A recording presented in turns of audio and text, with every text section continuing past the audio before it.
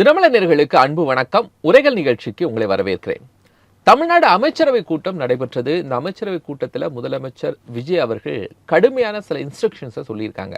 குறிப்பா லஞ்சம் அப்படிங்கிறது தமிழ்நாட்டில் இருக்கக்கூடாது, அது எந்த துறைகளில் இருக்கக்கூடாது அப்படிங்கிறதுல ரொம்ப தெளிவாக இருக்காங்க. லஞ்சம் வாங்குகிறவருடைய பதவி பறிக்கப்படும்.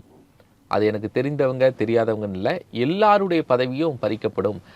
நான் மக்களுக்காக தான் அந்த இடத்துல நிற்பேன் அப்படின்னு ரொம்ப ஸ்ட்ரிக்டாக சொல்லியிருக்காரு. இது எந்த அளவுக்கு தமிழ்நாட்டு அரசு இயந்திரத்துக்குள்ள செயல்படுறது எளிது, ஏன்னா சிஸ்டம் சரியில்லை அப்படிங்கிற அந்த அமைப்புக்குள்ள இதெல்லாம் எப்படி கொண்டு வந்துட முடியும் அப்படின்னு நம்ம பேச வேண்டியது இருக்கிறது.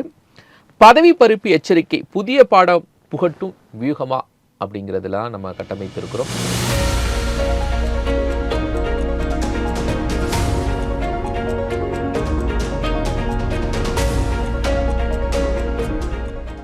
இரண்டு கருத்துரையாளர்கள் இணைந்திருக்கிறாங்க.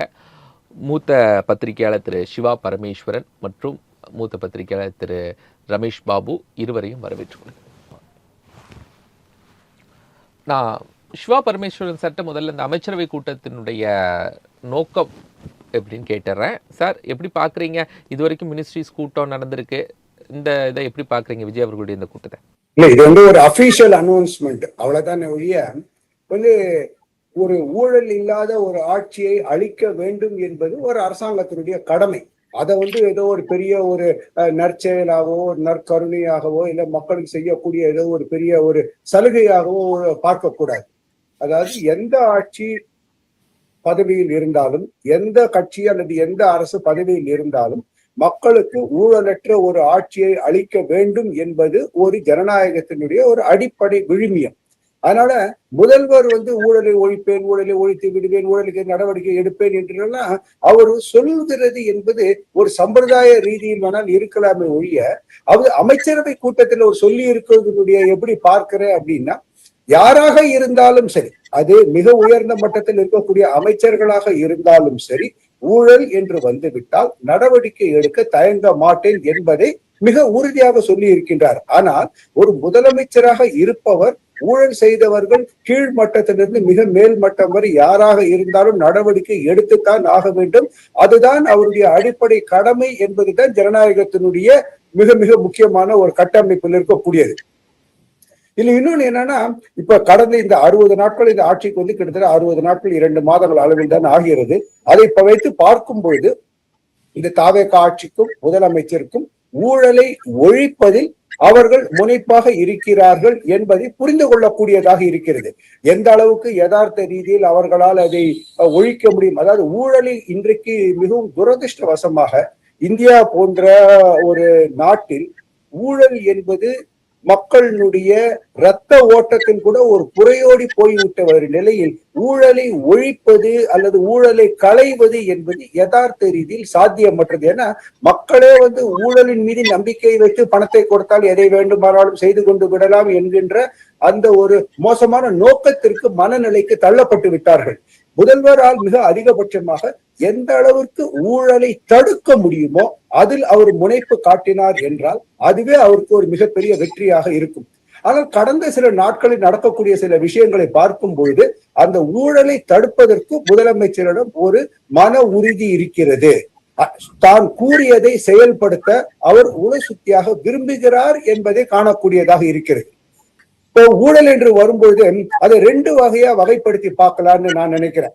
ஒண்ணு, வெளிப்படையாக நேரடியாக தெரியக்கூடிய சிற்சில ஊழல்கள், விசிபிள் கரப்ஷன். இன்னொன்று மிகப்பெரிய அளவில் பொதுமக்களுடைய பார்வைக்கு தெரிய வராத அல்லது புரிதலுக்கு வராத ஒரு இன்விசிபிள் கரப்ஷன்.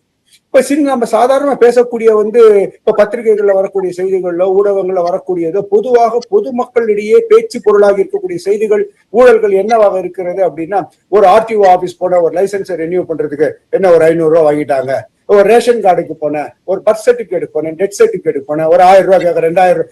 இதுதான் மக்களிடையே பேசு பொருளாக இருக்கக்கூடிய அந்த டைரக்டா விசிபிள் கரப்ஷனா இருக்கிற அந்த இன்விசிபிள் கரப்ஷனில் தான் முதல்வர் கூடுதலாக கவனம் செலுத்துகிறார் அல்லது செலுத்துவார் என்று நம்பலாம்.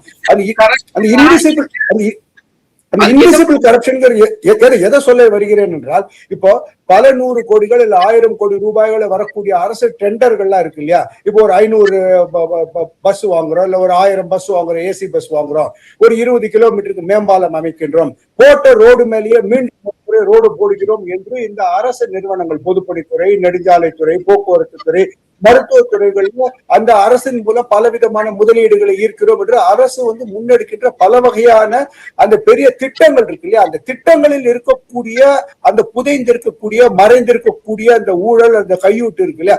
அதை தடுப்பதில் முதல்வர் கூடுதலாக கவனம் செலுத்துகிறார், செலுத்த வேண்டும் என்கின்ற எதிர்பார்ப்பு தான் மக்களிடையே இருக்கிறது. அதுதான் இந்த இன்விசிபிள் கரப்ஷன். இப்போ சாதாரண ஒரு 100 ரூபாய் 500 ரூபாய் ஒருத்தர் வாங்கிட்டார், ஒரு சிற்றூழியர் வாங்கிட்டார், அவர் பதவியிலிருந்து இடைநீக்கம் செய்கிறோம் என்று ஊடகங்களில் இந்த ஆட்சி ஊழலை ஒழித்து கட்டுவதில் திட்டமாக இருக்கிறது என்று கூறுவதை விட, இதோ பாருங்கள், ஒரு 5000 கோடி ரூபாய் அளவில் நடைபெற இருந்த ஊழலை நாங்கள் தடுத்திருக்கின்றோம், அந்த பணத்தை நாங்கள் மடை மாற்றி மக்களுடைய நலத்திட்டங்களுக்கு நாங்கள் திருப்பி விட்டிருக்கின்றோம், போக்குவரத்து துறையில், மருத்துவத்துறையில், நெடுஞ்சாலைத்துறையில், பள்ளி கல்வித்துறையில், உயர்கல்வித்துறையில் இப்படியெல்லாம் ஊழல் நடப்பதற்கான சாத்தியக்கூறுகள் இருந்த இந்த ஒப்பந்த புள்ளி, டெண்டர் கால்ஃபார் பண்ணுவாங்க இல்லையா, அதிலிருந்த ஓட்டைகளை, அந்த லூப் ஹோல்ஸை நாங்கள் அடைத்திருக்கின்றோம். இதன் மூலம் சுமார் ஒரு உதாரணத்துக்கு ஒரு 10,000 கோடி ரூபாய் அளவுக்கு இழப்பை நாங்கள் தடுத்திருக்கின்றோம்.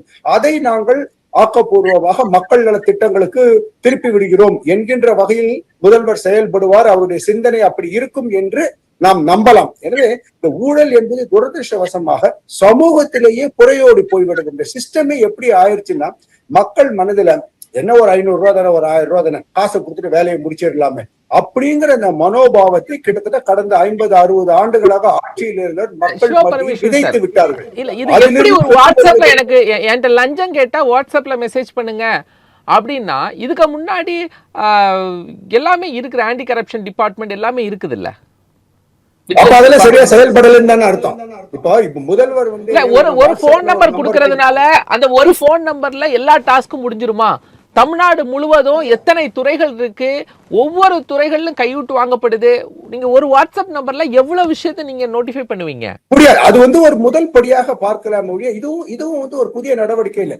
இதற்கு முன்னால டோல் ஃப்ரீ நம்பர்லாம் இருக்கு. உதாரணமா டாஸ்மாக்ல எல்லாம் பாத்தீங்கன்னா, சில ஆண்டுகளுக்கு முன்னால உங்களுக்கு மதுபான விற்பனை அல்லது ஏதாவது முறைகேடுகள் நடைபெறுவதாக தோன்றினால் இந்த ஒரு எண்ணுக்கு நீங்கள் சொல்லலாம் என்று டோல் ஃப்ரீ நம்பர்ல. அதனால இந்த ஒரு வாட்ஸ்அப் நம்பர் கொடுத்து புகார் அளியுங்கள் என்று சொல்வது என்பது ஒரு புதிய நடைமுறை அல்ல. இந்தியாவில் பல மாநிலங்கள் இருக்கக்கூடிய ஒரு வழிமுறை தான். ஆனால் நீங்கள் கேட்டபடி இவ்வளவு அரசு துறைகளுக்கு ஒரே ஒரு எண்ணை வைத்துக் கொண்டு ஊழலை தடுத்து விட முடியுமா என்றால் அது மிகவும் சவாலானது, சிக்கலானது தான். ஆனால் இதை ஒரு டெஸ்ட் கேஸாக, ஒரு உதாரணமாக, ஒரு மாதிரியாக எடுத்துக்கொண்டு இதில் வெற்றி கிடைக்கும் பட்சத்தில் அதை போன்று ஒரு துறைக்கும் ஒரு எண்ணையோ, இல்ல அதை இன்னும் ஒரு துறையும் சிறிது சிறிதாக பகுப்பாய்வு செய்து அதற்கு ஒரு எண்ணையோ கொடுக்கலாம்.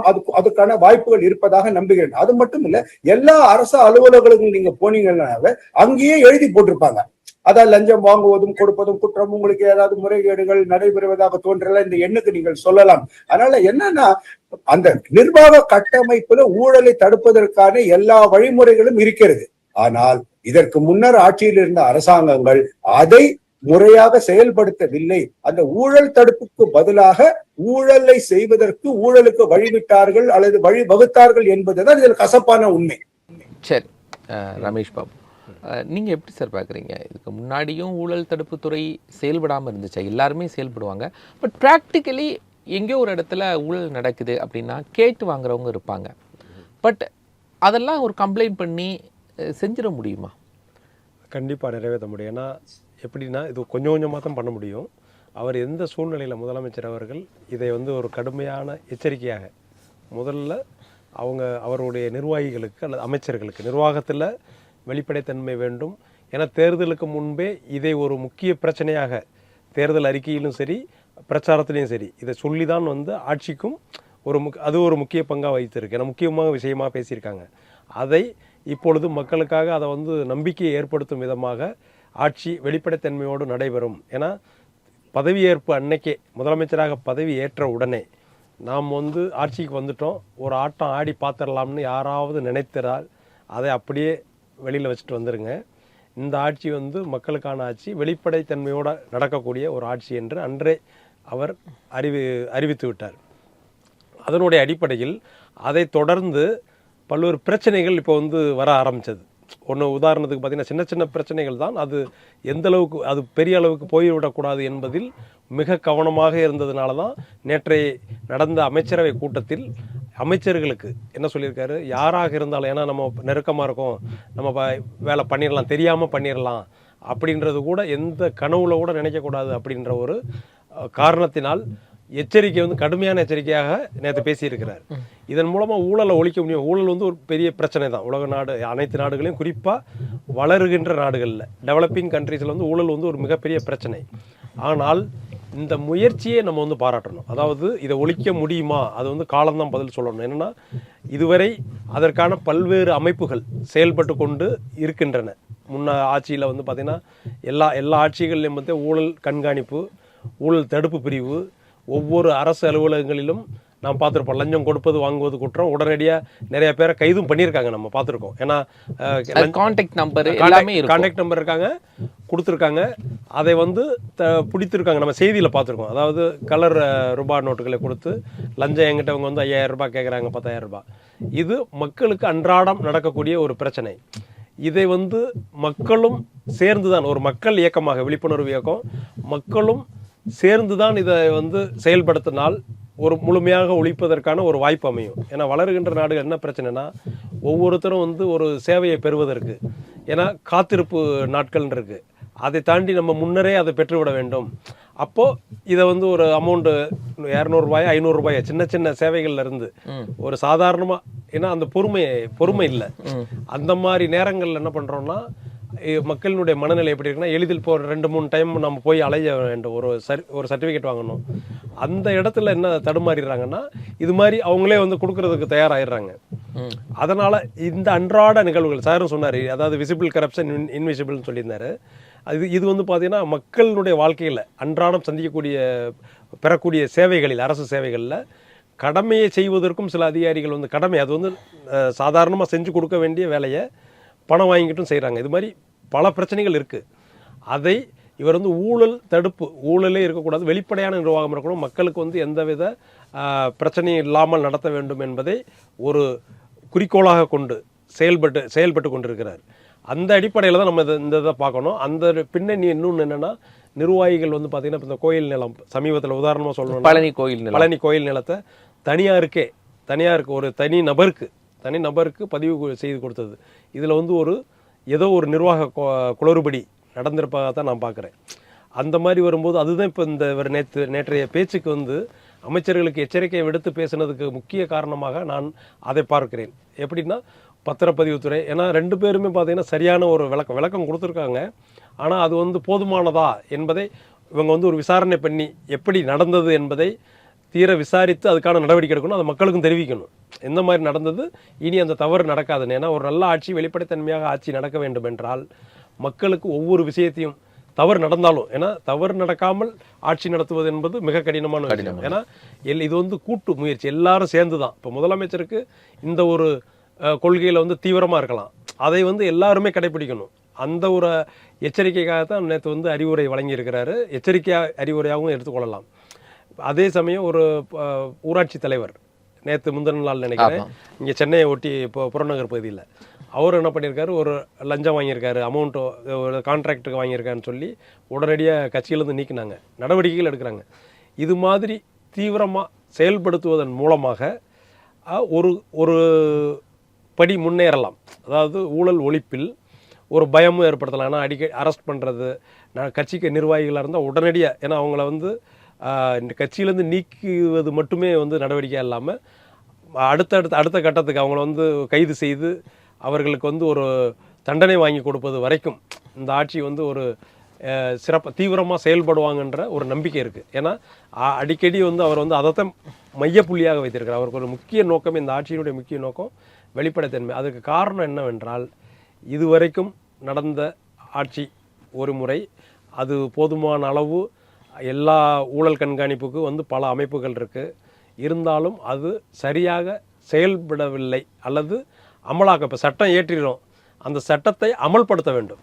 அது தீவிரமாக அமல்படுத்தினாதான் அந்த சட்டத்துக்கான ஒரு பலன் கிடைக்கும். ஏன்னா நம்ம வந்து இப்போ ஹெல்மெட் போடணும்னு சொல்கிறோம், ஹெல்மெட் கட்டாயம்னா கொஞ்ச நாள் வந்து மக்களுக்காக ஒரு நேரம் கொடுக்குறாங்க, ஒரு கட்டத்தில் வந்து யாரும் அதை வந்து பின்பற்றலை. அப்போ தீவிரமாக அதை அமல்படுத்தும் பொழுது தான் இப்போ ஃபைன் போடுறாங்க. இப்போ ஆட்டோமேட்டிக் ஃபைன்லாம் வந்துருச்சு. ஹெல்மெட் போடலைன்னா 1000 ரூபாய் ஆட்டோமேட்டிக்காக அவங்க மெசேஜுக்கு வந்துடுது. இந்த மாதிரி இது எதுக்குன்னா மக்களுக்கான ஆட்சி தான். ஆனால் சில ஒழுங்கு நடவடிக்கைகளுக்காக அவங்க வந்து அதை கடைப்பிடிக்க வேண்டும் என்பதற்காக இது மாதிரியான தீவிர அமல்படுத்த வேண்டிய கட்டாயம் உள்ளது. சிவபரமேஸ்வரன் சார், உங்களுக்கு நல்லாவே தெரியும், இப்போ ஒருத்தர் லஞ்சம் கொடுத்து ஒரு வேலையை செய்கிறாரு அப்படின்னா இவர் பக்கம் ஏதோ ஒரு தப்பு இருக்கு. அப்போ லஞ்சம் கொடுக்குறவர் கண்டிப்பாக கம்ப்ளைண்ட் பண்ண மாட்டார். அதை அந்த அரசாங்கத்திலேருந்து பெனிஃபிட் வாங்குறதுக்காக அவர் செஞ்சிருவார். பட் இவருக்கு பெனிஃபிட் வாங்குறதுனால லஞ்சம் கொடுக்காத ஒரு நபருக்கு காலதாமதம் செய்வாங்க. இப்போ யார் கம்ப்ளைண்ட் பண்ணுறது? லஞ்சம் கொடுத்தவர் கண்டிப்பாக நான் லஞ்சம் கொடுத்தேன்னு சொல்ல மாட்டார், அந்த அதிகாரிகிட்டேருந்து பெனிஃபிட் வாங்கிக்குவார். 2 பேருமே கம்ப்ளைண்ட் பண்ண மாட்டாங்க. பட் அதனால் இன்னொருத்தருக்கான பலன் தாமதமாகுது இல்லை? இதை எப்படி அரசு ஐடென்டிஃபை பண்ணுவாங்க?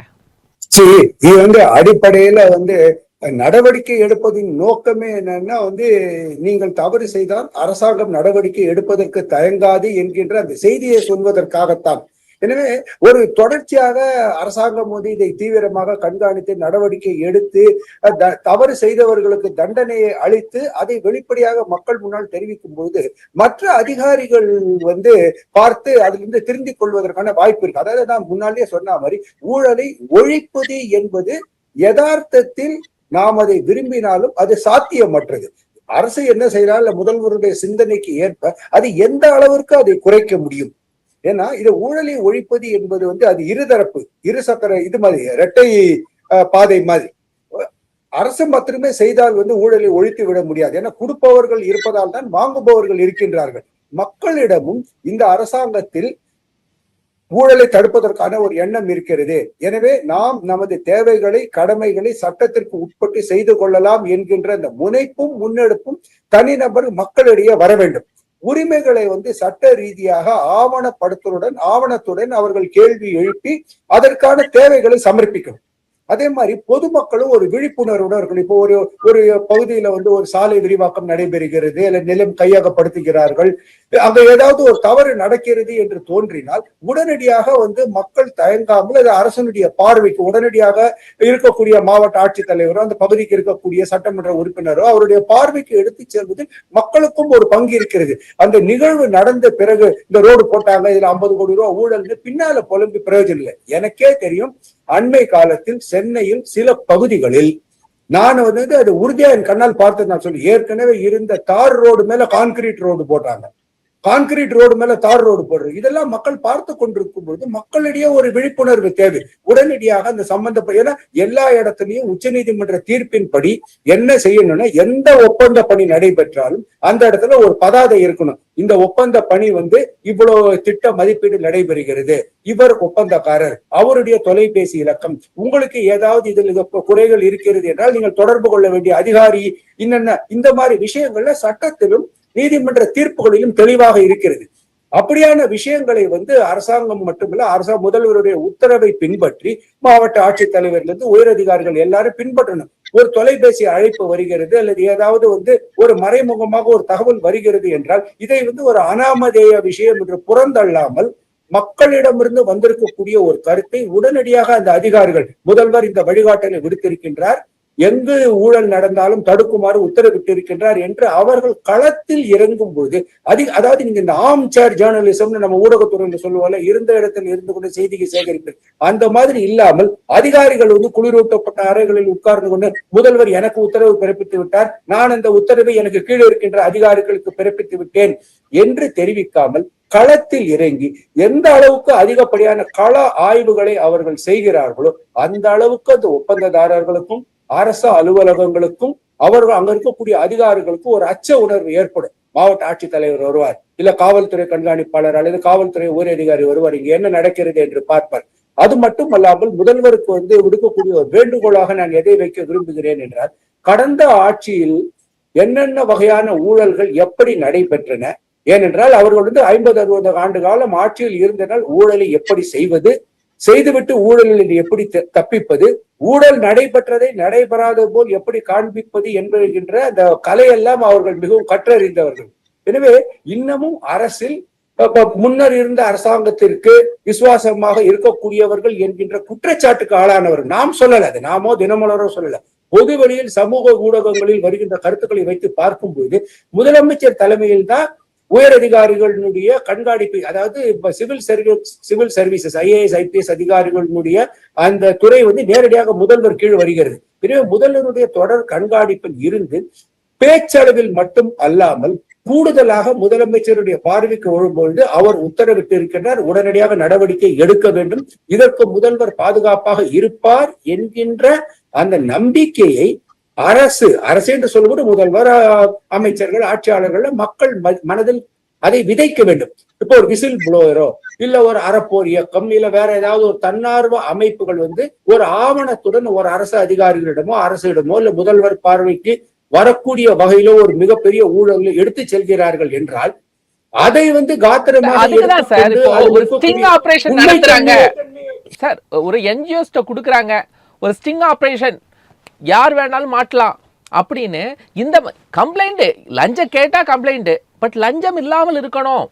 ஒரு லஞ்சம் கொடுக்கறதுனால இன்னொருத்தருக்கான பெனிஃபிட் தாமதமாக அப்படின்னா ஏன் முதலமைச்சர் ஒரு ஸ்டிங் ஆபரேஷன்ஸ்க்கு அலோ பண்ணக்கூடாது? இல்ல சரி, முதலமைச்சருடைய பணி என்பது பல்தரப்பட்ட பணி. முதலமைச்சர் ஒரு இன்வெஸ்டிகேட்டிவ் ஜேர்னலிஸ்ட் கிடையாது. அவர் ஒரு உத்தரவை கொடுத்து அவர் ரெஸ்பான்சிபிள் சீஃப் மினிஸ்டர் தானே சார், இன்வெஸ்டிகேட்டிவ் ஜேர்னலிஸ்டா இருக்க வேண்டாம். பட் ரெஸ்பான்சிபிள் சிஎம் அப்படிங்கும் போது எதுக்கு விஜிலன்ஸ் டிபார்ட்மெண்ட் போடுறாங்க, எதுக்கு பறக்கும் படை போடுறாங்க? ஒரு பறக்கும் படை இருக்கும் இல்ல, இத அதாவது ஊழலை தடுப்பதற்கான பறக்கும் படை இருப்பது, DVAC இருப்பது, ஊழல் தடுப்பு எல்லா அலுவலகத்திலுமே ஒரு ஊழல் கண்காணிப்பு தடுப்பு பிரிவுல இருக்கிறது. முதல்வர் தன்னுடைய ஊழலை ஒழிப்பதில் தன்னுடைய எண்ணத்தை எங்கு வெளிப்படுத்தி இருக்கிறார் என்றால், நேற்று அமைச்சரவை கூட்டத்தில் அவர் சொன்னதுதான் காத்திரமாக பார்க்கப்பட வேண்டும். அமைச்சர்களாக இருந்தாலும் கூட அவர்கள் மீது ஊழல் குற்றச்சாட்டு அது காத்திரமாக அல்லது உண்மையாக இருக்கும் பட்சத்தில் நடவடிக்கை எடுக்க தயங்க மாட்டேன் என்று. இதற்கு முன்னர் நான் அறிந்தவரை ஆட்சியில் இருந்த எந்த முதலமைச்சர்களும் தங்களது அமைச்சரவை கூட்டத்திலேயே அமைச்சர்கள் கூட ஊழலில் ஈடுபடுவார்கள் அல்லது ஊழல் குற்றச்சாட்டுக்கு ஆளாவார்கள் என்கின்ற அந்த குற்றச்சாட்டோ முறைப்பாடோ வந்தால் நடவடிக்கை உறுதியாக இருக்கும் என்று யாரும் அமைச்சரவை கூட்டத்தில் கூறியதாக நான் அறியவில்லை. எனவே இந்த ஒரு ஆட்சிக்கு வந்திருக்கின்ற அமைச்சருக்கு, இந்த புதிய அமைச்சரவைக்கு, இந்த ஆட்சிக்கு சிறிது காலம் அவர்கள் இப்ப எல்லாம் ஆட்சிக்கு புதியவர்கள், அவர்கள் நிர்வாகத்திற்கும் புதியவர்கள், அரசியலுக்கும் புதியவர்கள்.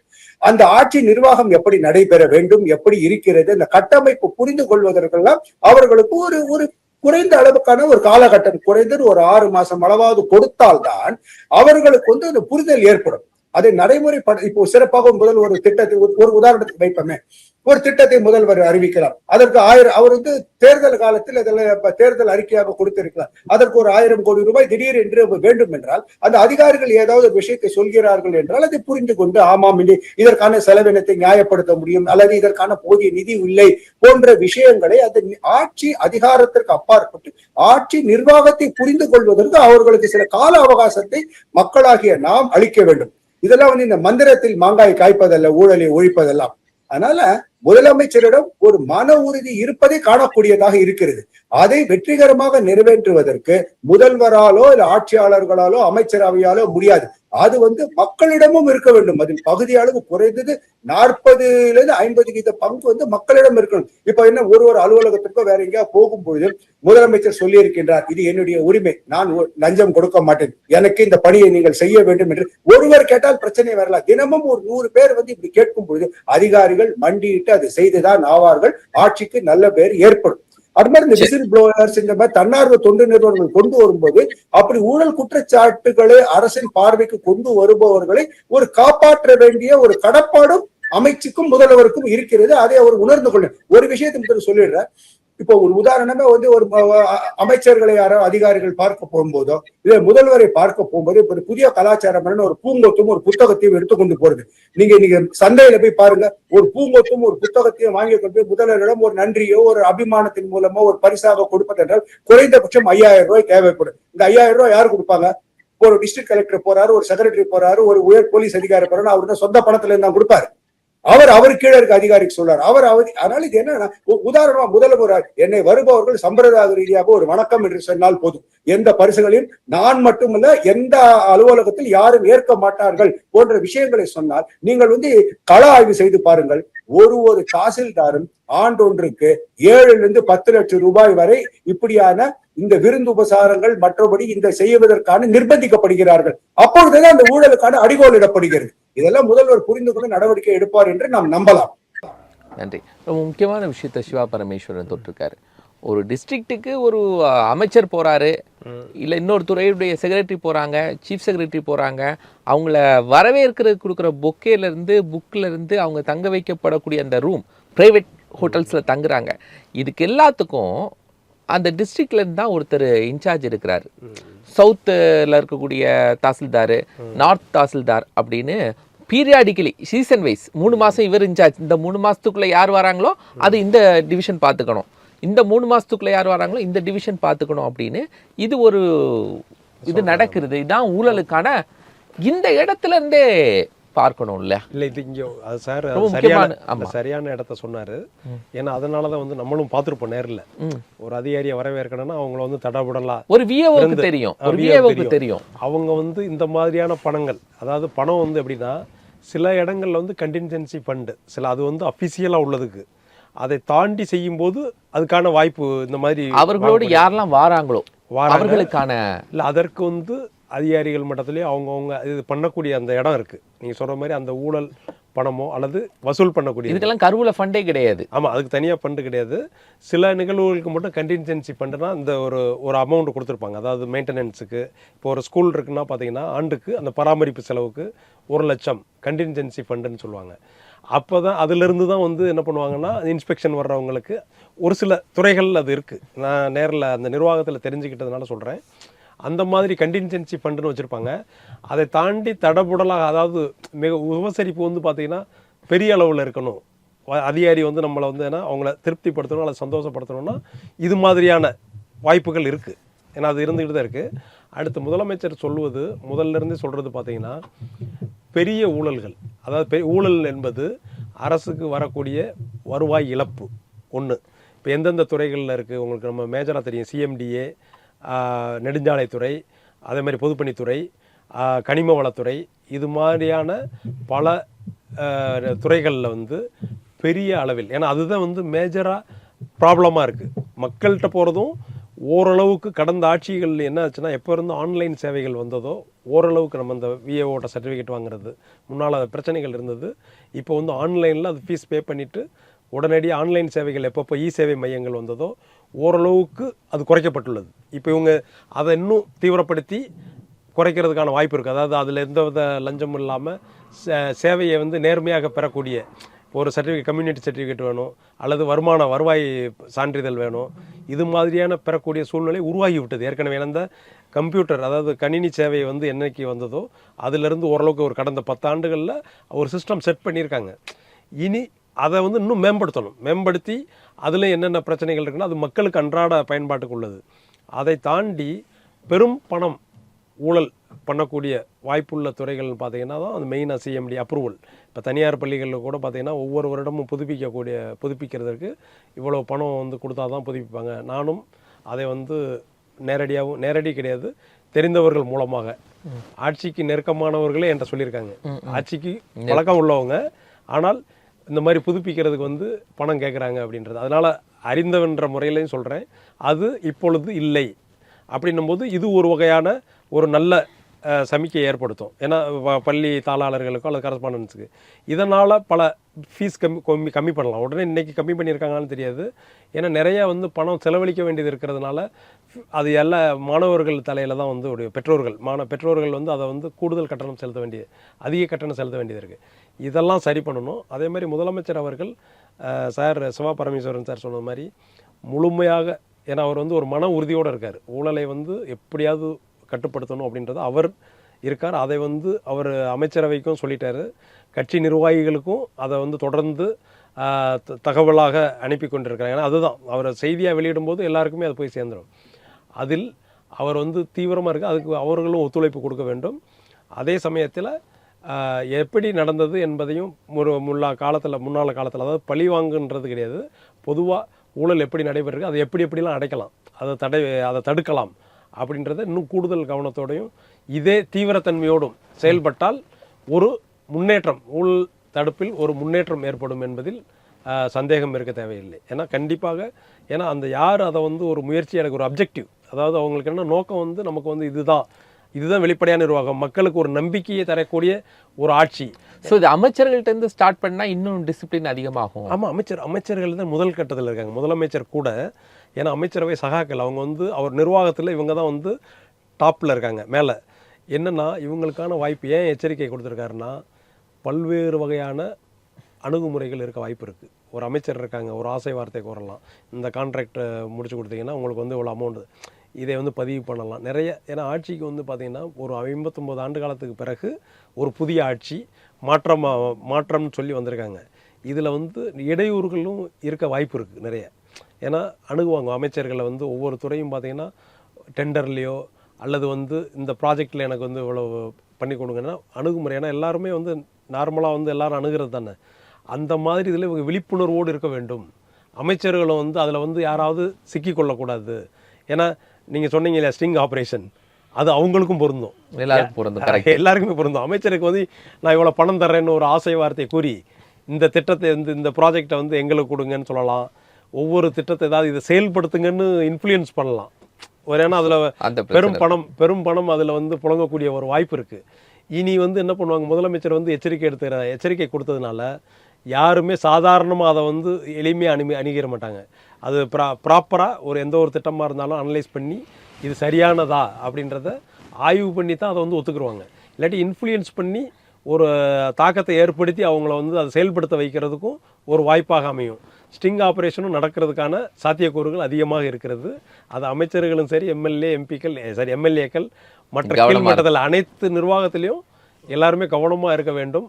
அது இதை வந்து தீவிரமாக அமல்படுத்தினாலே குறைவதற்கு ஒரு கட்டம் அடுத்த கட்டத்துக்கு போகிறதுக்கான ஒரு வாய்ப்பு இருக்குது. ஊழல் ஒழிப்பில் ஒரு முன்னேற்றம் ஏற்படும். முழுவதுமாக ஒழிக்க முடியுமானா நம்ம மக்களும் சாரும் சொன்னார், மக்கள் இது வந்து 2 பேர் சேர்ந்து தான் கூட்டு முயற்சியில் தான் நம்ம பண்ண முடியும்.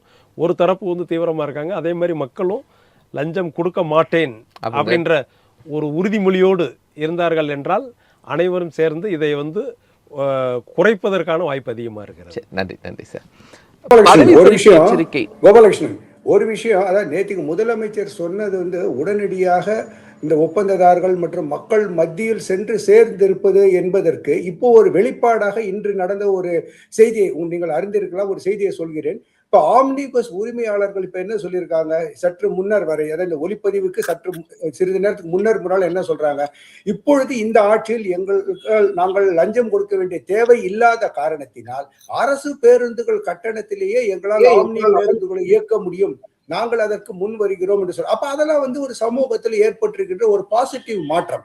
அது மட்டுமல்ல, முதலமைச்சருக்கு இவ்வளவு வந்து நல்ல ஒரு ஆழமான ஒரு உறுதிப்பாட்டை கொடுக்கும் பொழுது முதலமைச்சர் தான் ஊழல் ஒழிப்பு அல்லது ஊழல் எதிர்ப்பில் திடமாக இருக்கிறேன் என்பதை காட்டிக்கொள்வதற்கு அவருக்கு கிடைத்திருக்கக்கூடிய ஒரு சந்தர்ப்பம் என்ன அப்படின்னா, இப்ப மற்ற கட்சிகளிலிருந்து ஊழல் புகார்களுக்கு ஆளானதாக குற்றஞ்சாட்டப்பட்டு தாவேக்காவில் வந்து சேர்ந்திருப்பவர்களுக்கு அந்த புகார்கள் அல்லது முறைகேடுகள் தொடர்பான குற்றச்சாட்டுகளிலிருந்து அவர்கள் விடுவிக்கப்படும் வரை கட்சியிலோ ஆட்சியிலோ எந்த பொறுப்பும் அவர்களுக்கு வழங்கப்பட மாட்டாது என்பதில் முதல்வர் உறுதியாக இருந்தால் அவர் தான் சொன்னதை செய்வதில் திடமாக இருக்கிறார் என்கின்ற நம்பிக்கை மக்களுக்கு பிறக்கும் என்று நான் அறிவிக்கிறேன். நன்றி சார். பதவி பறிப்பு எச்சரிக்கை புதிய பாடம் போட்டும் வியூகமா என்ற வார்த்தையில் 2 கருத்துரையாக நம்மோடு பங்கெடுத்தாங்க. மூத்த பத்திரிகையாளர் திரு சிவா பரமேஸ்வரர், மூத்த பத்திரிகையாளர் திரு ரமேஷ் பாபு, இருவருக்கும் மனமார்ந்த நன்றிகள். நேயர்களே, மற்றும் ஒரு விவாத நிகழ்ச்சி சந்திக்கலாம். நன்றி.